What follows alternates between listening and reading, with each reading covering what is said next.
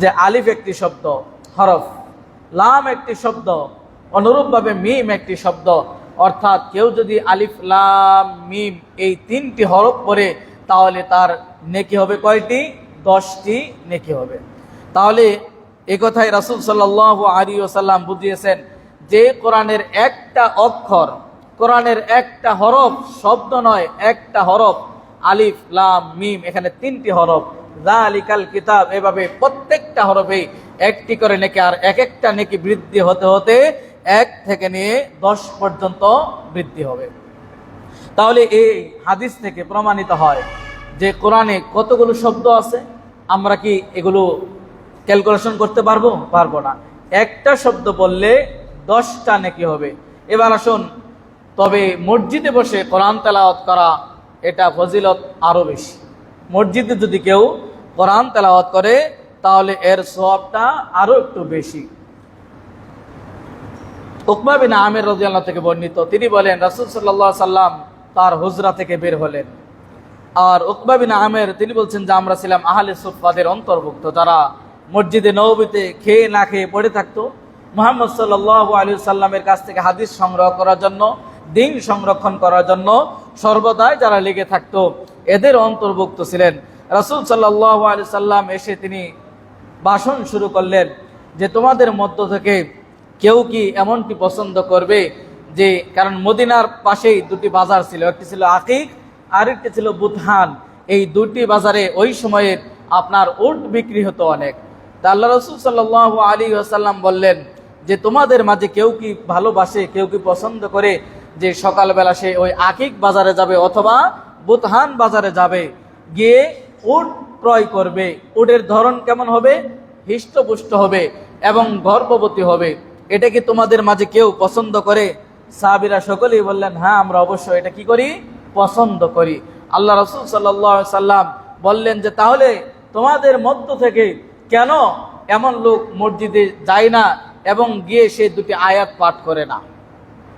হাদিসের ভাষা দুই রকম, এক ইকরাউ, যেটা নিজে পড়া, দ্বিতীয় হচ্ছে আও ইয়াল্লিমু, যে দুটি আয়াত পাঠ করলো অথবা অন্যকে শিক্ষা দিল। তোমাদের মাঝে কেউ এমনটি করে না কেন? সেটা যে কোনো সময় হোক, সকাল হোক, সন্ধ্যা হোক, বিকাল হোক, রাত হোক, 24 ঘন্টায় যে কোনো মুহূর্তে তোমাদের মধ্য থেকে যদি কেউ মসজিদে গিয়ে এরকম দুটি আয়াত পাঠ করে অথবা দুটি আয়াত অন্যকে শিক্ষা দেয়, তাহলে ওই যে বুতহান নামক বাজার এবং আকিক নামক বাজার থেকে হিষ্ট পুষ্ট সুন্দর নাদুস নুদুস উটনি এবং গর্ভবতী যেটি আনার পরেই সেখানে বাচ্চা হবে এবং সেখান থেকে দুগ্ধ দেবে। আর ওই সময় সবচাইতে আরবদের কাছে মূল্যবান বস্তু ছিল উট, যেটা বর্তমানে আমাদের পাজারো গাড়ি, জিএমসি গাড়ি, যেটা আমরা বর্তমানে আমাদের কাছে এটা অনেক মূল্যবান আমরা মনে করি। তো এই ধরনের মার্সিডিস গাড়ি ইত্যাদি ইত্যাদি, ওই সময় উট ছিল আরবদের নিকটে সবচাইতে দামি বাহন এবং সবচাইতে দামি একটি জিনিস। রাসূল সাল্লাল্লাহু আলাইহি সাল্লাম বললেন যে তোমাদের মধ্য থেকে কেউ কি এমনটি ভালোবাসবে, যদি হয় তাহলে সে ব্যক্তি যেন মসজিদে গিয়ে কি করে? সে যেন দুটি আয়াত পাঠ করে অথবা দুটি আয়াত কাউকে শিক্ষা দেয়। যদি হয় তাহলে কি হবে? তাহলে এই বুতহান নামক বাজার থেকে এবং আকিক নামক বাজার থেকে উট ক্রয় করে আল্লাহ রাস্তায় দান করলে যে সওয়াব হবে, আল্লাহ সুবহানাহু ওয়া তাআলা ওই পরিমাণ সওয়াব ওই ব্যক্তিকে দিবেন। কাকে? যে ব্যক্তি মসজিদে বসে কোরআন তেলাওয়াত করবে। সুবহানাল্লাহ। তাহলে কোরআন তেলাওয়াতের ফজিলত এটা আমাদের বুঝতে হবে। কোথায়? মসজিদে বসে যে পড়বে তার ফজিলত রাসূল সাল্লাল্লাহু আলাইহি সাল্লাম এইভাবেই বর্ণনা করেছেন। বর্তমান সময়ে সৌদি আরব থেকে যদি আপনি উট নিয়ে আসতে চান জাহাজের মাধ্যমে, পানিপথে যেভাবেই, এবং বাংলাদেশের আইন মেনটেন করে যেভাবে, হয়তো আপনার 4 থেকে 5 লক্ষ টাকা লাগবে। একটা উট যদি আপনি বাংলাদেশে আনতে চান, এনে যদি এটাকে সদকা করতে চান, তাহলে দেখা যাচ্ছে এই 4-5 লক্ষ টাকা লেগে যাবে। অথচ কোনো পাসপোর্টের প্রয়োজন নেই, কোনো ভিসার প্রয়োজন নেই, হ্যাঁ, এবং উট সেখান থেকে কষ্ট করে টাকা দিয়ে ক্রয় করে আনার কোনো প্রয়োজন নেই। মুহাম্মদুর রাসূলুল্লাহ সাল্লাল্লাহু আলাইহি ওয়াসাল্লাম এই ঘোষণা আপনাকে আমাকে আগেই দিয়েছেন, যদি আমরা মসজিদে বসে এই কোরআন তেলাওয়াত করি। এবং রাসূল সাল্লাল্লাহু আলাইহি ওয়াসাল্লাম এই হাদিসকে লম্বা করে তিনি বললেন, যদি 3টি আয়াত কেউ পাঠ করে বা কাউকে শিক্ষা দেয় তাহলে 3টি উট আল্লাহর রাস্তায় দান করলে যে সওয়াব হবে সেই পরিমাণ সওয়াব হবে। 4টি উট যদি কেউ আল্লাহ রাস্তায় 4টি আয়াত পাঠ করে মসজিদে বসে তেলাওয়াত করে অন্যকে শিক্ষা দেয়, তাহলে 4টি উট আল্লাহ রাস্তায় দান করলে যে সওয়াব হবে সেই সওয়াব হবে। এই কথা বলতে বলতে রাসূল সাল্লাল্লাহু আলাইহি ওয়াসাল্লাম কিয়ামত পর্যন্ত এই হাদিসটাকে একেবারে প্রশস্ত করে রেখে দিলেন যে এর চাইতে বেশিও যদি কেউ করে, কোরআনের যতগুলো আয়াত আছে প্রত্যেকটা আয়াত যদি সে মসজিদে বসে পাঠ করে, তাহলে আল্লাহ সুবহানাহু ওয়া তাআলা ওই ব্যক্তিকে কি করবেন, এক একটা আয়াতের বিনিময় এক একটা উট আল্লাহ রাস্তায় দান সদকা করলে যে পরিমাণ সওয়াব হবে সেই পরিমাণ সওয়াব আল্লাহ রাব্বুল আলামিন দান করবেন। তাহলে কোরআন আমাদের কতটুকুন গবেষণা দরকার, কোরআন আমাদের কতটুকুন পড়া দরকার এবং কোথায় বসে আমাদের পড়া দরকার, আপনার বিবেককে একটু প্রশ্ন করুন। বর্তমান আমরা মসজিদমুখী হতে চাই না, 5 ওয়াক্ত সালাতের পরে আর কাউকে আমরা খুঁজে পাই না, 5 ওয়াক্ত সালাতেও আমরা আসতে চাই না। এরপরে সালাত হলে কিভাবে দ্রুত আমরা বের হয়ে যাব সেই চিন্তা চেতনা, সেই ধারণা নিয়ে আমরা মসজিদে আসি যে দ্রুত সালাত শেষ হোক এরপর আমরা চলে যাব। অথচ মুহাম্মদ সাল্লাল্লাহু আলাইহি সাল্লাম কি সুন্দর কথা আমাদের বলেছেন এবং সুবর্ণ সুযোগ আমাদের দিয়েছেন এই কোরআন তেলাওয়াতের মাধ্যমে। আয়েশা সিদ্দিকা রাদিয়াল্লাহু তাআলা থেকে বর্ণিত, তিনি বলেন রাসূল সাল্লাল্লাহু আলাইহি সাল্লাম বলেন, আল মাহিরু বিল কোরআনি মা সাফারাতি কিরামিন বারারা, যে ব্যক্তি কোরআনের দক্ষতা রাখে, যে ব্যক্তি কোরআনের তাসবিহ এবং তার সিফাত এবং তার সৌন্দর্য, তার তিল সবকিছু ঠিক করে পড়তে পারবে, ওই ব্যক্তির মর্যাদা হচ্ছে তেমন যে সে ব্যক্তি কিয়ামতের দিন সম্মানিত ফেরেশতাদের সাথে থাকবেন। কারণ যে ব্যক্তি কোরআন সহি শুদ্ধভাবে, সিফাত সহকারে, মাখরাজ সহকারে, তার তিল সহকারে অত্যন্ত সুন্দরভাবে কোরআনের তেলাওয়াতের কেরাতের যে হক, এই হক আদায় করে যদি কেউ পড়ে, তাহলে ওই ব্যক্তি কিয়ামতের দিন সম্মানিত ফেরেশতাদের সঙ্গী হবে, সাথী হবে। সুবহানাল্লাহ। তাহলে কোরআন আমাদের শুদ্ধ করে পড়া দরকার, কোরআন আমাদের আরো সুন্দর করা দরকার। আসুন, যে কোরআন যদি কেউ ভালো করে পড়তে না পারে তাহলে সে কি একেবারে পড়া বন্ধ করে দিবে? সে কি কোরআন পড়বে না? আমাদের দেশে দেখবেন অনেক মুফতিগণ তারা এটা ফতোয়া দিয়েছে যে কোরআন যদি ভালো করে সহিশুদ্ধভাবে পড়তে না পারেন তাহলে খবরদার কোরআন পড়তে যাবেন না, কোরআন পড়ার দরকার নেই। এই ফতোয়ার কারণে বাংলাদেশের হাজার হাজার মানুষ কোরআন শিক্ষা করা বাদ দিয়েছে, কোরআন পড়া বাদ দিয়েছে, এমন একটি ভয় ঢুকিয়ে দিয়েছে। আসুন, কোনো ফতোয়া দিতে গেলে আপনার সামনে অবশ্যই আল্লাহ রাসূল সাল্লাল্লাহু আলাইহি ওয়াসাল্লামের হাদিস থাকতে হবে, কোনো ফতোয়া দিতে গেলে কোরআনের আয়াতগুলো থাকতে হবে, কোনো ফতোয়া দিতে গেলে সাহাবীদের বুঝ থাকতে হবে, কোনো ফতোয়া দিতে গেলে অন্ততপক্ষে কোরআন এবং সুন্নাহকে সামনে রেখেই আপনাকে ফতোয়া দিতে হবে, অন্যথায় আপনি ফতোয়া দিতে পারবেন না। যারা আজকে এই ফতোয়া দিয়েছে যে কোরআন শুদ্ধভাবে পড়তে পারেন না বিদায় কোরআন পড়া যাবে না, ধরা যাবে না, খবরদার কোরআন আপনার বিপক্ষে যাবে, অনেক কিছু এই ফতোয়া দিয়ে আপনাকে বন্ধ করে দিয়েছে। এবার আসুন, এই মুফতি কতদিন আগের, হয়তো 200 বছর আগের, হয়তো 500 বছরের আগের, হয়তো সৌদি আরবের ফতোয়া হতে পারে, ইন্ডিয়ার ফতোয়া হতে পারে, বাংলাদেশের তথাকথিত মুফতিদের ফতোয়া হতে পারে। এমন আসুন আমরা এমন একজন ব্যক্তির ফতোয়া গ্রহণ করব যে ব্যক্তি ফতোয়া দিলে পৃথিবীর কোনো ব্যক্তির ফতোয়া কাটে না, ইন্ডিয়ার হোক, বাংলাদেশের হোক, সৌদি আরবের হোক, গ্রহণযোগ্য ব্যক্তি হোক, বড় হুজুর হোক আর ছোট হুজুর হোক, যার ফতোয়ার কাছে পৃথিবীর কারো কোনো ফতোয়া টিকে না। তিনি হচ্ছেন কে? মুহাম্মদুর রাসূলুল্লাহ সাল্লাল্লাহু আলাইহি ওয়াসাল্লাম।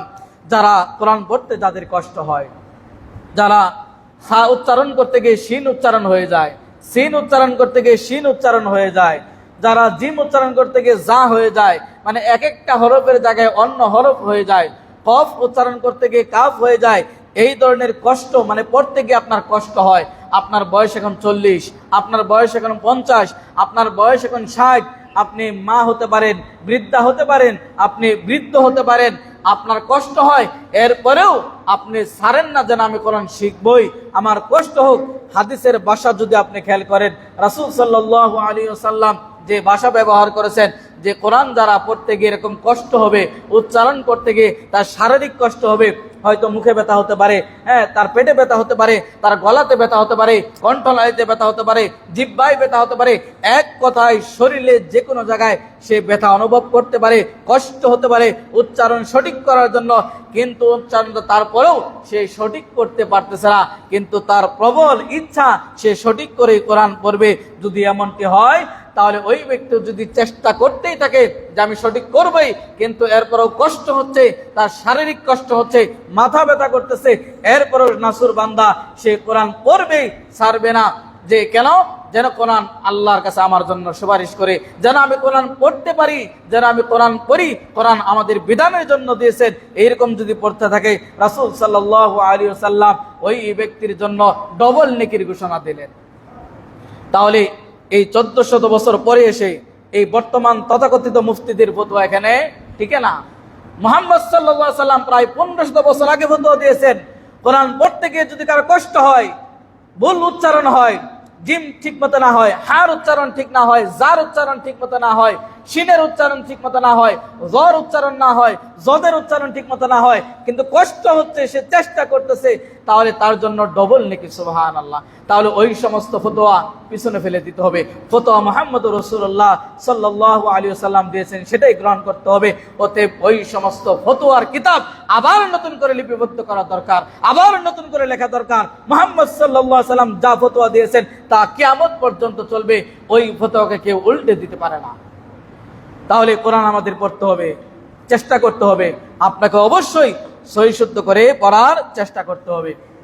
এবার ওই হাদিসগুলো নিয়ে আসেন যে আপনি কোরআন একটি হরফ বাড়িতে বললে 10 নেকি, গাড়িতে বললে 10 নেকি, সবরে বললে 10 নেকি, মসজিদে বললে ডবল নেকি। মসজিদে বললে আপনার একটা উট, তাহলে গাড়িতে বললে 10 নেকি, বাড়িতে বললে 10 নেকি, হাটে চলে পড়লে আপনি 10 নেকি, রাস্তাঘাটে পড়লে 10 নেকি।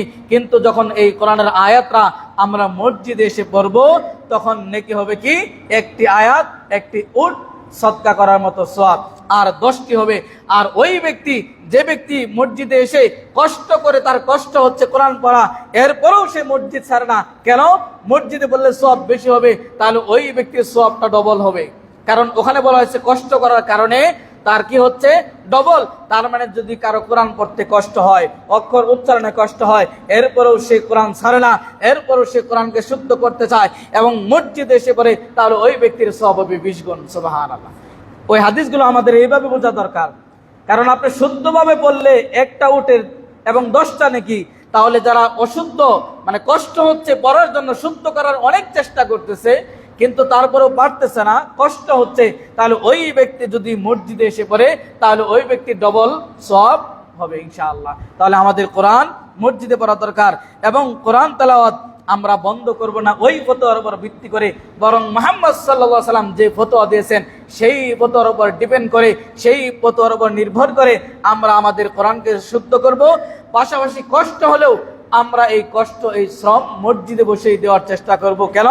মসজিদে একটি আয়াত পড়লে একটি উট আল্লাহ রাস্তায় দান সদকা করার সওয়াব, এরপরে ডবল আপনার কষ্ট হওয়ার কারণে। তাহলে আমাদের এই সুবর্ণ সুযোগগুলো যেন হাত ছাড়া না হয়ে যায়। আমরা কোরআন বেশি বেশি পড়ার চেষ্টা করব। আসুন, কোরআন যদি আপনি তেলাওয়াত করেন, এই কোরআনের মাধ্যমে আপনার মর্যাদাকে বৃদ্ধি করা হয়।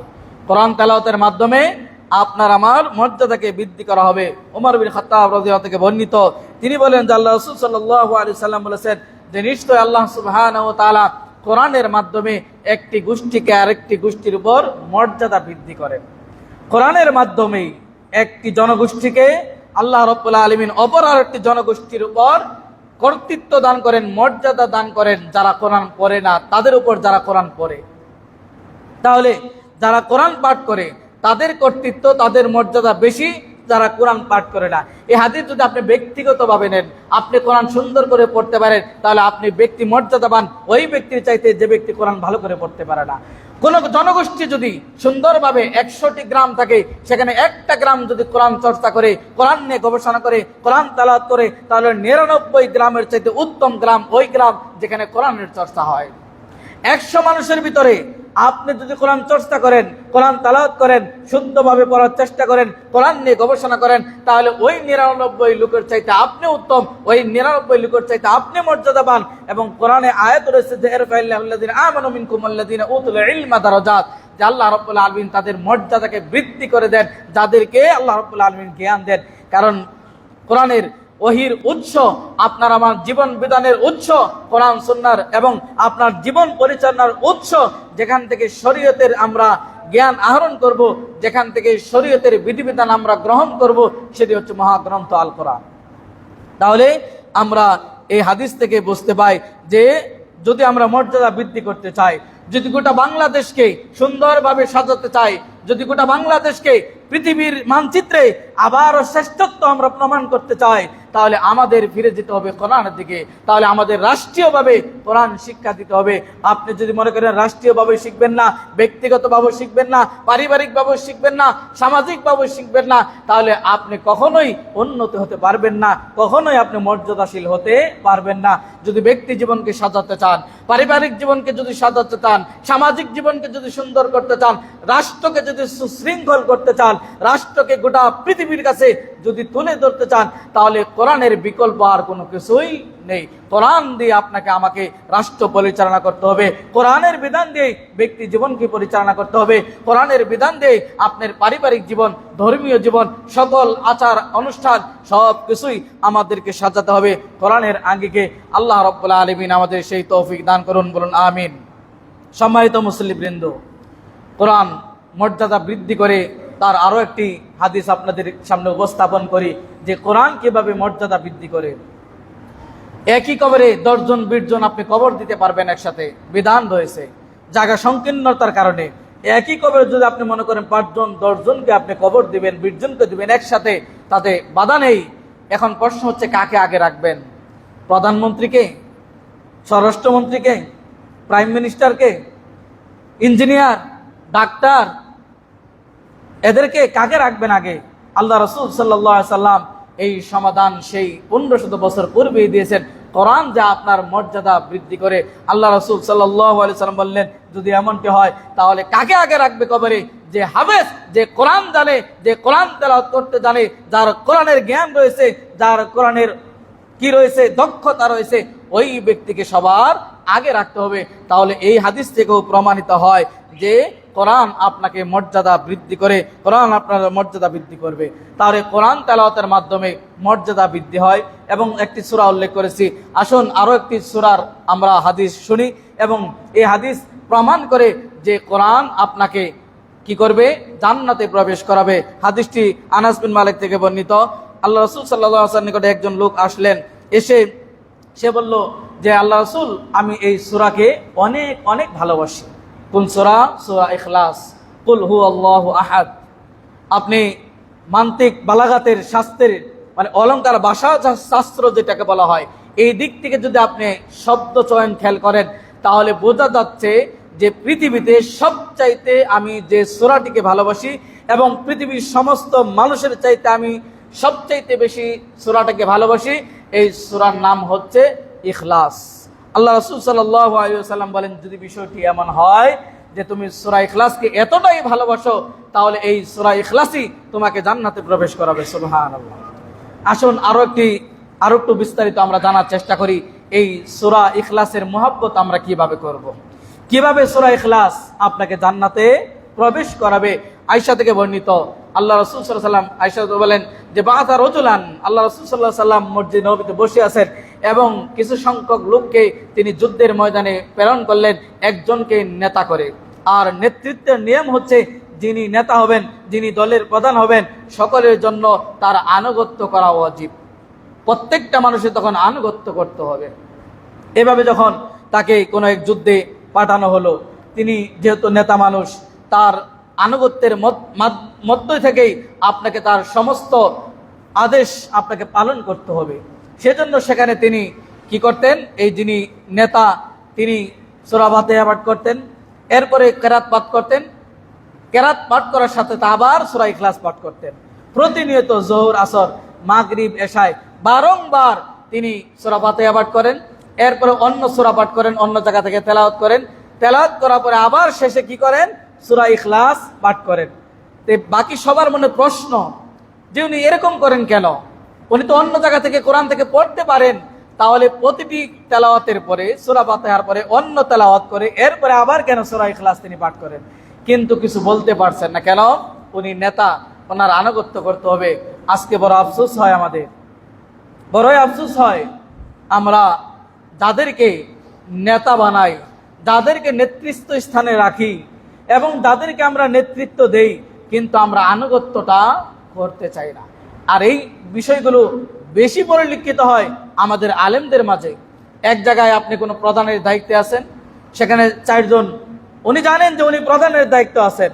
আপনি পুলিশ ডিপার্টমেন্টে যান, যিনি প্রধান উনি একাই 1 ঘন্টা দাঁড়িয়ে কথা বলবে, অন্য কোনো পুলিশ তার সামনে আর কোনো কথাই বলবে না। আপনি আরবি ডিপার্টমেন্টে যান, যে কোনো জায়গায় যান, এইসব জায়গায় যাবেন, যিনি প্রধান উনি এককভাবে কথা বলেন, ওখানে কাউন্টার কেউ দেয় না, তার আদেশ মানতে হবে। কিন্তু আরবি পরে আমরা, এই হাদিসগুলো পরে আমরা, বিভিন্ন দায়িত্বে থাকা আমরা, তখন দেখবেন আপনি জানেন উনি প্রধান, আপনি এর চাইতে বেশি জানতে পারেন, কিন্তু উনি যেহেতু প্রধান, হাদিসের দৃষ্টিকোণ থেকে আপনার উচিত তার আনুগত্য মেনে নেওয়া। কিন্তু সেখানে তার আনুগত্য না করে বরং আমরা তার চাইতে বেশি জানি, বরং তার আনুগত্যর বহিঃপ্রকাশ ঘটানোর চেষ্টা করার পরিবর্তে আমরা তাকে ইনসাল্ট করার চেষ্টা করি। এখান থেকে আমাদের শিক্ষা নিতে হবে যে যিনি নেতা হবেন, যে কোনো দায়িত্বের প্রধান থাকবেন, তাকে আপনাকে অবশ্যই অবশ্যই আনুগত্য করতে হবে। তবে যিনি নেতা হবেন তিনি যদি ন্যায় পারেন, ন্যায় আদেশ করেন, অন্যায়ের আদেশ করলে সেখানে আনুগত্য চলবে না। যে হাদিসটি উহুদের প্রান্তরে, আপনাদের উহুদের ঘটনা জানা আছে, আল্লাহ রাসূল সাল্লাল্লাহু আলাইহি সাল্লাম ওই গিরিপথ বন্ধ করার জন্য 50 জন তীরন্দাজ বাহিনী রাখলেন। আর রাসূল বললেন তোমরা এই পথ ছেড়ে দিবে না। কিন্তু যখন যুদ্ধের এক পর্যায়ে শুরুর দিকে দেখলো যে মক্কার কাফেররা তারা পরাজয় বরণ করলো, তখন ওই গিরিপথ ছেড়ে দিয়ে তারা চলে আসলো। আবার পিছন দিক থেকে কাফেররা এসে আক্রমণ করে মুসলিমদের 70 জন শহীদ হলো। আল্লাহ রাসূল সাল্লাল্লাহু আলাইহি সাল্লাম বললেন আমি তো তোমাদের ওই গিরিপথ ছেড়তে বলি নাই, যুদ্ধ এখনো শেষ হয় নাই, আমি তো দ্বিতীয় অর্ডার তোমাদের দেইনি। কিন্তু তারা গনিমতের মাল মনে করছে যুদ্ধ আমরা জয় লাভ করেছি।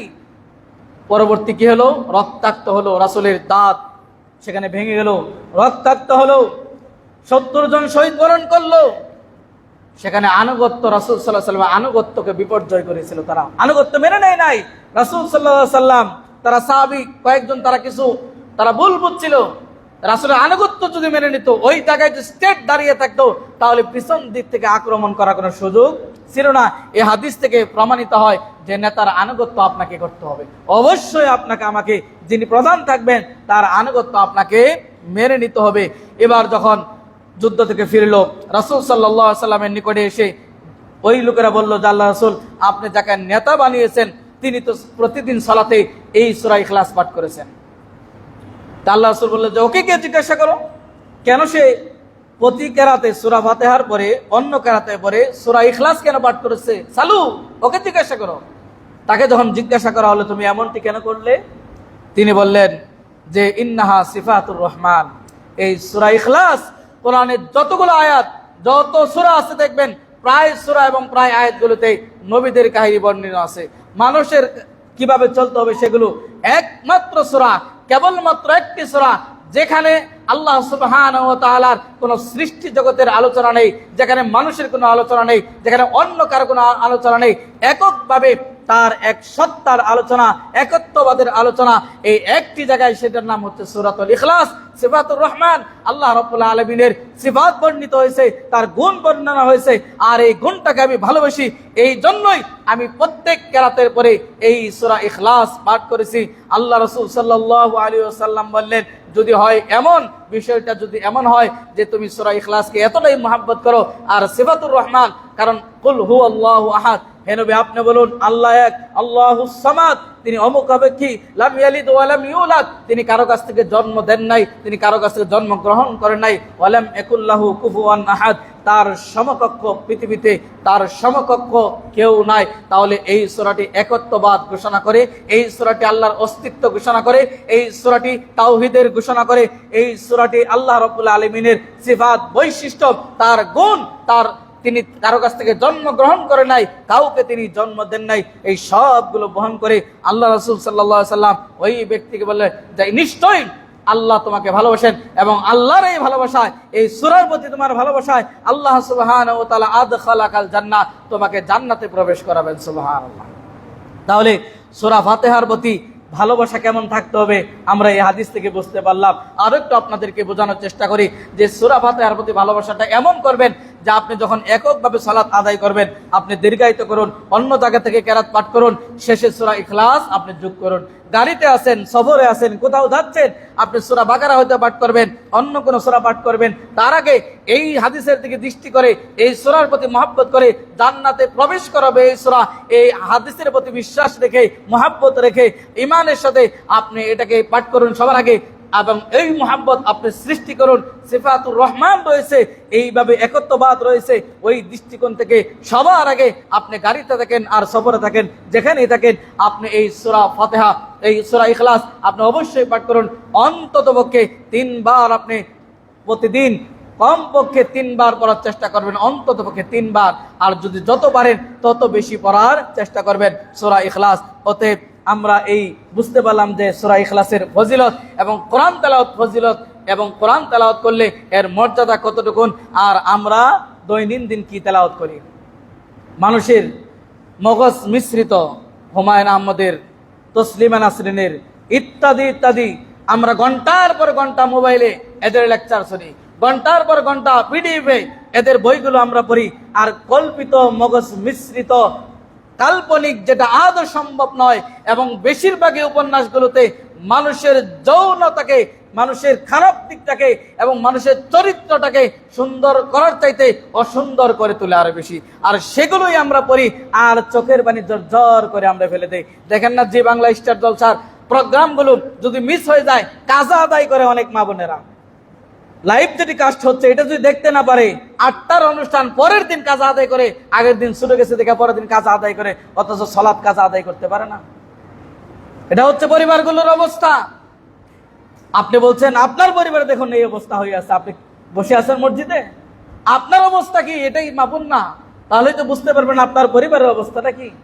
তাহলে আমাদের উচিত যে আল্লাহ সুবহানাহু ওয়া তাআলা যে হাদিসগুলো মুহাম্মদ সাল্লাল্লাহু আলাইহি ওয়াসাল্লামের মাধ্যমে আমাদেরকে দিয়েছেন এবং কোরআন তেলাওয়াতের ফজিলত দিয়েছেন, এই কোরআন কেন আমরা ছেড়ে দেই? আজকে এত বিশৃঙ্খলা, আজকে পরিবারগুলো ধ্বংস, শান্তি নাই কোথাও। কারণ যে জিনিস শান্তি এনে দিতে পারে, যে জিনিস আপনার মর্যাদা বৃদ্ধি করে দিতে পারে, যে জিনিস আপনার অস্তিত্বকে জানান দিতে পারে, সেটি হচ্ছে মহাগ্রন্থ আল কোরআন।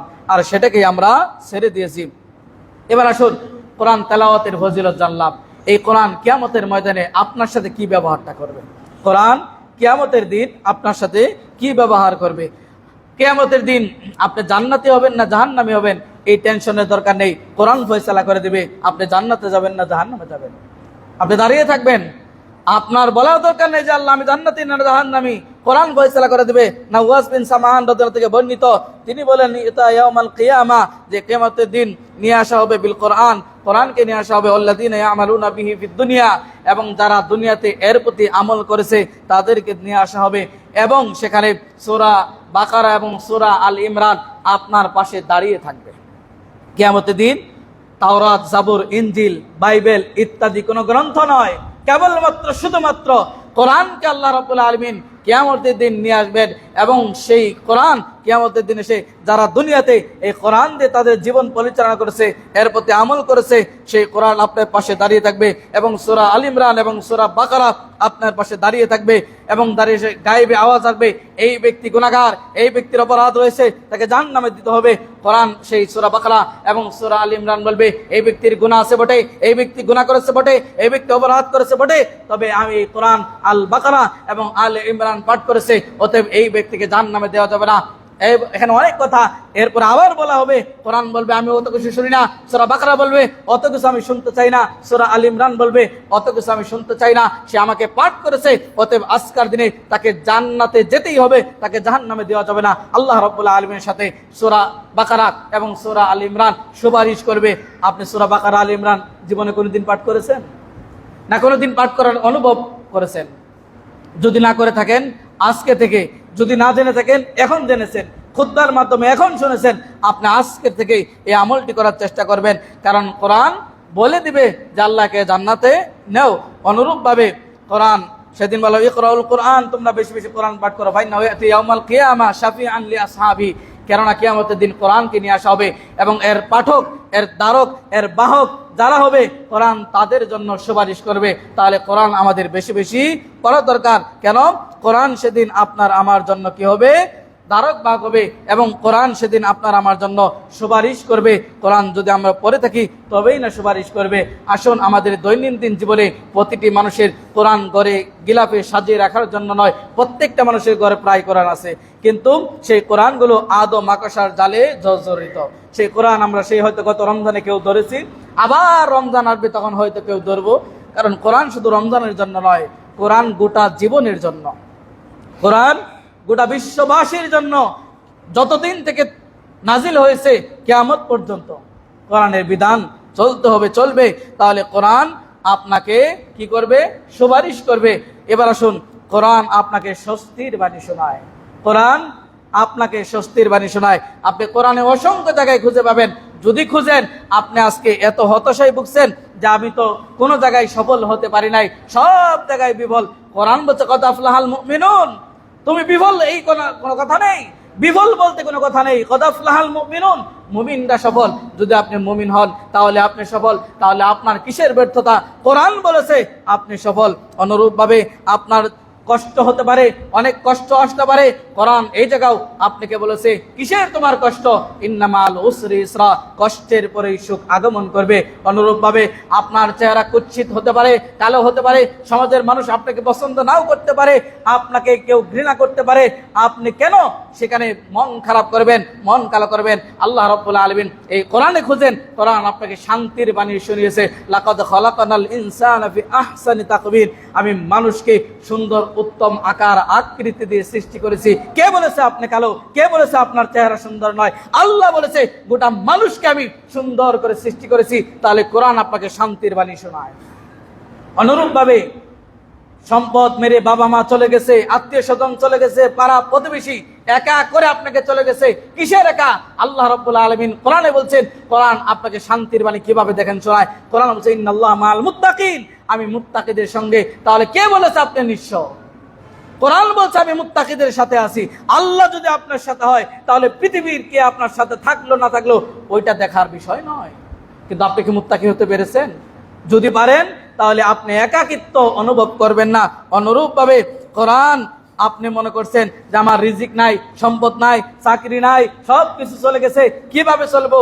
এটাও আল্লাহ রাব্বুল আলামিন কোরআনে খুঁজেন পাবেন। ওয়ামান ইয়াত্তাকিল্লাহ জাআলা মাখরাজা, আল্লাহকে যদি কেউ সত্যিকার অর্থে ভয় করে আল্লাহ তার পথ খুলে দিবেন। ওয়া ইয়ারযুকহু মিন হাইতু লা ইয়াহতাসিব, তাকে এমন ভাবে রিজিক দিবেন সে কল্পনাও করতে পারবে না। ওয়াতারযুকু মান তাশাউ বিগাইরি হিসাব, আল্লাহ যাকে চান তাকে গণনাবিহীন হিসাবে রিজিক দান করবেন। কে বলেছে আপনার চাকরি নেই, আপনি না খেয়ে বলবেন? কে বলেছে যে আপনার শান্তি নেই, টাকা পয়সা নেই, অর্থ করে নেই? আল্লাহ ঘোষণা দিছে যে আপনি যদি মনে করেন কিভাবে চলবেন, ওমাই ইয়াতাওয়াক্কাল আলাল্লাহি ফাহুয়া হাসবু, যে ওই ব্যক্তির জন্য আল্লাহই যথেষ্ট। যে ব্যক্তি আল্লাহর প্রতি ভরসা করে, ভরসা করার মতো যদি আপনি ভরসা করতে পারেন তাহলে পৃথিবীর কোনো মানুষ আপনার জন্য যথেষ্ট না হলেও স্বয়ং আল্লাহ রাব্বুল আলামিন আপনার জন্য যথেষ্ট।